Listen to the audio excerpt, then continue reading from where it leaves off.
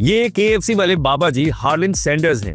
यतीमी में पलने वाले सैंडर्स एक रोज सुतेले बाप की मारपीट से तंग आकर भाग निकले। सैंडर्स ने आर्मी में शामिल होने के लिए फेक डॉक्यूमेंट्स बनवाए, लेकिन 3 माह बाद झूठ पकड़ा गया और वो नौकरी से आउट। उन्होंने फॉर्म मजदूर, ट्राम कंडक्टर्स, रेलवे फायरमैन, बीमा एजेंट, फेरी बोट ऑपरेटर और वकील समेत कई मुलाजमतें की, लेकिन हर बार नाकाम हो जाते। यहाँ तक कि बीवी भी उन्हें छोड़कर भाग गई। दोस्त उन्हें मजाक में बकेट ऑफ बैड लक कहा करते थे। सैंडर्स ने बुढ़ापे में फ्राइड चिकन का एक छोटा सा रेस्टोरेंट शुरू किया। एक रोज आग भड़क उठी और उनका रेस्टोरेंट खाकस्तर हो गया।